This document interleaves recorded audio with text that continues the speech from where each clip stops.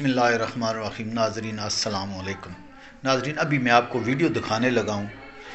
Video دیکھ کے آپ نے بتانا ہے کہ کمنٹ کرنے ہیں، رائے دینی ہے کہ یہ جو ہمارے سنی علماء جو کچھ کہہ رہے ہیں کیا یہ صحیح کہہ رہے ہیں، ان کی باتوں پہ عمل کر لینا چاہیے یا کہ انجینئر محمد علی مرزا کی باتوں پر عمل کرنا چاہیے۔ یہ کمنٹ میں اپنی رائے ضرور دینی ہے۔ کیا یہ صحیح ہے کیا غلط ہے، یہ آپ نے فیصلہ کرنا ہے۔ چلیں ویڈیو دیکھتے ہیں۔ دیوبندیوں کے امام، اس کا نام اشرف علی تھانوی صاحب ہے۔ وہ اپنی کتاب فضائل یومیہ کے اندر 3 مقامات کے اوپر لکھا، میرے غوث الثقلین کا ایک دھوبی تھا، جب وہ مر گیا تو بعد میں اس دھوبی کو کسی نے خواب میں دیکھا تو پوچھا کیا بنا، تو کہنے لگے کچھ بھی نہیں۔ فرشتے نے آ کے پوچھا من ربو کا، رب کون ہے؟ تو میں نے کہا میں تو غوث پاک کا دھوبی ہوں۔ منکر نکیر آئے، انہوں نے آ کر سوال کیا مر ربو کا، کہنے لگا عبدالقادر جیلانی کا دھوبی ہوں۔ کہا ماں دینوں کا، تیرا دین کیا ہے؟ ارے کہا نا غوث پاک کا دھوبی ہوں۔ پتہ نہیں آپ کو بھی اتنا ہی مزہ آ رہا ہے جتنا مجھے آ رہا ہے۔ پوچھا ماں کنت تقول فی حق ھذا الرجل، اونچی کہنے لگا اتنی پہچان بھی نہیں، گناہگار آدمی۔ حضور غوث پاک کے گھر سے کپڑے آتے تھے، دھو دیتا تھا۔ حضور غوث پاک کا دھوبی ہوں، اتنی بات قبول ہو، بخش دو نہیں تو سزا دے دو۔ فرشتے حیران، یا اللہ کیسے بندے سے پالا پڑا، اونچی جو سوال کرتے گئے جواب ایک ہی دیتا ہے کہ میں عبدالقادر جیلانی کا دھوبی ہوں۔ فرشتوں نے کہا مولا کس بندے کے پاس بھیج دیا؟ اب تک 2 ہی بندوں سے واسطہ پڑا، ایک وہابی اور ایک سنی۔ حضور غوث اعظم قبر میں آئے اور فرمانے لگے کیوں تنگ کرتے ہو میرے ماننے والے کو؟ اونچی کیوں تنگ کرتے ہو میرے، یہ کوئی لوارث ہے اس کو تنگ کر رہے ہو؟ فرماتے ہیں حضور غوث اعظم نے فرمایا مجھ سے پوچھو کیا پوچھنا ہے، مجھ سے پوچھو۔ فرشتے کہنے لگے ہم پوچھتے ہی نہیں، ہم پوچھتے ہی نہیں، عبدالقادر جانے اور خدا جانے۔ اور تانوں کھنگا نہیں دینا کسی نے، پتہ لگ جائے گا جو چمڑی لوے گی نا جڑے اس طرح دے بکواسات کرنے والے اور انہوں نے چھاپنے والے، تانوں کھنگن نہیں دینا کسی نے۔ جیسے ہی پوچھنا تھا وہ دھوبی جلال میں جب سے بول رہا ہوں مجھے نہیں معلوم، بس اتنا معلوم کہ غوث اعظم کا دھوبی ہوں، اتنا ہی معلوم کہ آگے کچھ نہیں معلوم، بس اب کچھ نہیں پوچھنا۔ یہ پاگل ہو گیا، باولا ہونے کی علامت ہے اس۔ چوتھا سوال ہے نہیں، ان لوگ پوچھتے نہیں، اس کا جلال دیکھ کے واپس چلے گئے نا۔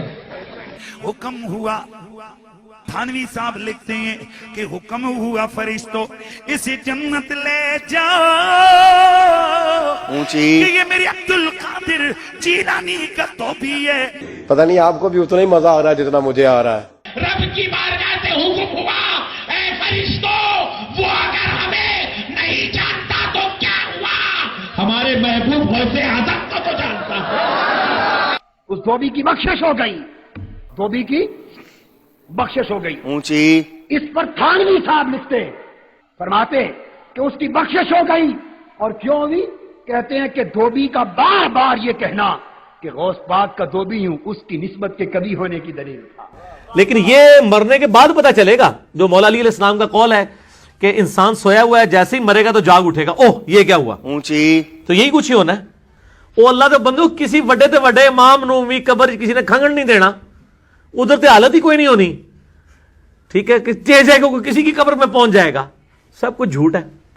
تو یہ ہوائیاں اڑ جائیں گی مرنے کے بعد، پتہ چل جائے گا کہ جناب یہ وہ کہتا ہے پتہ لگ جائے گا آگے جا کے پتہ نہیں لگنا، تو انہوں لگ پتہ جانا ہے، ٹھیک ہے۔ لیکن اس وقت ایک بندے کو مرنے کے بعد پتہ چلا کہ غلام احمد قادیانی دجال تھا، اب وہ کہ یا اللہ مجھے دنیا میں دوبارہ بھیج دے، میں دوبارہ اپنے آپ کی اصلاح کر لوں، نہیں۔ بخاری مسلم میں موجود ہے، میرا یوٹیوب پہ کلپ ہے، قبر میں 3 نہیں 4 سوال، بے شک۔ تو وہ سوالوں کے جواب آپ نے خود ہی دینے ہیں اپنی قبر میں۔ مر ربو کا، ماں دینوں کا، کوئی کسی کی طرف سے دے ہی نہیں سکتا، اس میں تو الفاظ ہیں یا جواب دے گا یا نہیں دے گا۔ اگر بخاری مسلم میں کہیں ہے کہ کوئی اور آگے دے دے گا تو ہمیں دکھائیں کہ جی میں غوث پاک دا تو 20 ہاں، ایک وہ بھی سنے ہیں نا، فرشتے آئے تو انہوں نے پہلا سوال کیا مر ربو کا، تو انہوں نے کہا میں شیخ عبدالقادر جیلانی کا دھوبی ہوں، اور یہ واقعہ اشرف علی تھانوی نے بھی نقل کیا ہوا ہے، صرف بریلوی نہیں بیان کرتے۔ یہ پتہ نہیں کس نے کیمرہ بیچ میں فٹ کیا ہوا تھا، روایت کون کر رہا ہے؟ ماں دینوں کا دھوبی، کہتے ہیں جی 300 فرشتے پریشان، فرشتے نہیں کو پریشان ہونا ہے، لائی ہے۔ بخاری مسلم میں الفاظ ہیں جب تینوں سوالوں کے جواب نہیں ہوں گے نا تو فرشتے پوچھیں گے تو نے یہ سوالوں کے جواب کیوں نہیں ہے؟ وہ کہیں گے میں وہی کہتا تھا جو لوگ کہتے تھے۔ تو فرشتے کہیں گے تو نے خود علم حاصل کرنے کی ضرورت مطلب کیوں نہیں کوشش کی؟ پھر ایک گرز ماریں گے وہ زمین کے برابر ہو جائے گا، ٹھیک ہے نا؟ تو گرز مارن گے اللہ کو نہیں جاؤں گا، نہیں فرشتے اللہ کو ٹور کے اللہ یہ کیڑا بندہ ہے اوکھے ویلے بزرگ کام آتے ہیں، وہ بندہ تسی میرے والے کر دو نا، فرشتے تو چھڑ دو، فرشتے تو سرما بنا کے رکھ دیں گے ہوتا یار نہ کر. تو اللہ نے کہا نہیں ٹھیک ہے، انہوں بخش دیتا گیا. غوث پاک کا دھوبی کیا نبی علیہ السلام کا دھوبی بھی ہو وہ بھی اپنے مال کے مطابق اٹھایا جائے گا. بخاری مسلم میں الفاظ ہے مدعم نامی ایک غلام تھا نبی علیہ السلام کا، اونٹ کا کجاوا کستا تھا، آپ کو وضو کروایا کرتا تھا. غزوہ خیبر کے موقع پہ ایک نامعلوم تیر لگا، وہ شہید ہو گیا. صحابہ نے کہا بڑا خوش نصیب ہے شہید ہوا ہے. آپ فرمایا تم اسے شہادت کی خبریں اور یہ سنا رہے ہو خوش نصیب ہے، اور میں دیکھ رہا ہوں کہ اللہ تعالیٰ نے اس پہ آگ کی چادر ڈال دی ہے جو اس نے مال غنیمت کی ایک چادر چوری کی تھی. تو اسی غوث پاک دے تو بھی لے کے بیٹھے ہو، اوکھے ویلے بزرگ کام آتے ہیں، اور کوڑ مارنے بند کر دو. اور بخاری مسلم کے الفاظ ہیں، مشکات میں بھی مال غنیمت میں چوری کے بیان والے چیپٹر میں آپ کو حدیث مل جائے گی. صحابہ کہتے ہیں اگر کسی نے ایک رسی بھی اٹھائی تھی نا وہ بھی اس نے بیت المال میں جمع کروا دی. یعنی لوگوں نے کہا یہ رسی ہے نا اس کی خیر ہے اٹھا کے لے. یہ صحابی میں فرق ہے اور عام آدمی میں. جب ان کو حدیث پہنچتی تھی فوراً توبہ کرتے تھے. یہاں لوگ پورے پورے پلاٹ اڑپ کر جاتے ہیں لوگوں کے. جامع ترمذی میں حدیث ہے کہ سیدنا عثمان غنی رضی اللہ تعالیٰ عنہ علیہ السلام کے بارے میں آتا ہے کہ وہ جب کبھی قبرستان جاتے تو اتنا روتے کہ ان کی داڑھی آنسوؤں سے تر ہو جاتی. تو اصحاب پوچھتے کہ آپ کے سامنے جب جہنم کا ذکر ہوتا ہے آپ پہ اتنی خشیت طاری نہیں ہوتی، لیکن قبرستان میں قبر کے سامنے یہ معاملات آپ کے ساتھ کیوں ہوتے ہیں؟ تو انہوں نے کہا کہ میں نے نبی علیہ السلام سے خود سنا تھا کہ قبر آخرت کی منزلوں میں سے پہلی منزل ہے، جس کی یہ منزل پھنس گئی اس کی اگلی منازل مشکل ہو جائیں گی، اور جس کی یہ منزل آسان ہوئی اس کی اگلی منازل آسان ہوتی چلی جائے گی. یہ وہ شخص کہہ رہا ہے جسے 3 دفعہ جنت کی بشارت ملی ہوئی ہے. ہمارے پاس کوئی جنت کا ٹکٹ نہیں ہے اور ہماری بے پرواہی اپنے عروج کے اوپر ہے. اسی کو پنجابی میں کہا جاتا ہے نا، عقل نہ ہوئے تے موجیں ہی موجاں، عقل ہوئے تے سوچیں ہی سوچاں. جسے عقل نہیں ہوگی وہ موجیں مارے گا کیونکہ اسے پتہ نہیں ہے نا، لیکن جسے عقل ہوگی وہ سوچے گا کہ یار یہ معاملہ تو بڑا خطرناک ہونے لگا. صحیح بخاری میں حدیث ہے، نبی علیہ السلام نے فرمایا آپ ایک جگہ سے گزرے، کچھ اصحاب آپس میں یعنی ہنسی مذاق کرتے ہوئے ہنس رہے تھے، تو آپ کھڑے ہو گئے. آپ نے فرمایا جو کچھ میں جانتا ہوں نا اگر تم جان لیتے تو بہت کم ہنستے، زیادہ رویا کرتے. بہت سیریس کیس ہونے والا ہے. صحیح مسلم میں حدیث ہے، آپ علیہ السلام فرمایا میں نے ارادہ کیا کہ میں اللہ سے دعا کروں کہ تمہیں عذاب قبر سنوا دے. دکھانے والی تو کہانی ختم سر، سنوا دے. لیکن مجھے ڈر ہوا کہ اگر تم نے عذاب قبر سن لیا تم اپنے مردوں کو دفنا نہیں چھوڑ دو گے، ایسی خشیت تم پہ طاری ہو جائے گی. لیکن یہ اللہ تعالیٰ نے سب کچھ پردے میں رکھا ہوا ہے سر. صحیح بخاری میں حدیث ہے کہ میت جو ہے وہ چارپائی پہ کلام کرتی ہے. نیک میت کہتی ہے مجھے جلدی جلدی میری جگہ کی طرف لے چلو، اور جو بری میت ہے وہ چیخو پکار کرتی ہے کہ مجھے کہاں لے کر جا رہے ہو. اور نبی علیہ السلام کے الفاظ ہیں صحیح بخاری میں کہ زمین و آسمان کی ہر مخلوق اس کی چیخیں سنتی ہے سوائے جنوں اور انسانوں کے، کیونکہ جنوں اور انسانوں کو اللہ تعالیٰ نے غیب کے پردے میں یہ چیزیں رکھی ہیں نا، اسی کے اوپر تو جنت ہے. ان الذین یخشون ربهم بالغیب لہم مغفرۃ واجر کبیر.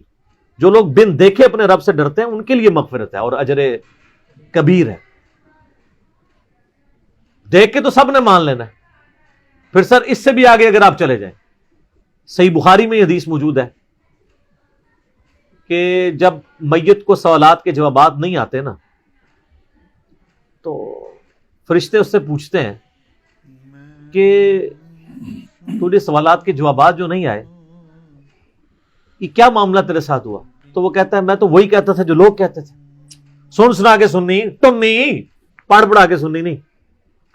تو فرشتے کہتے ہیں تو نے خود پڑھ کے سمجھنے کی کوشش کیوں نہیں کی؟ پھر فرشتے اسے ایک گرز مارتے ہیں جس سے وہ زمین کے اوپر بالکل جس کو کہتے ہیں نا پیرلل ہو جاتا ہے، زمین کے خاک بن جاتا ہے.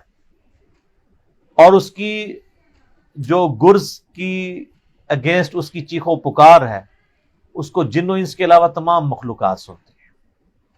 اگر یہ سن لیں تو ظاہر ہے یہ تو پھر انسان کے بچے نہ بن جائیں.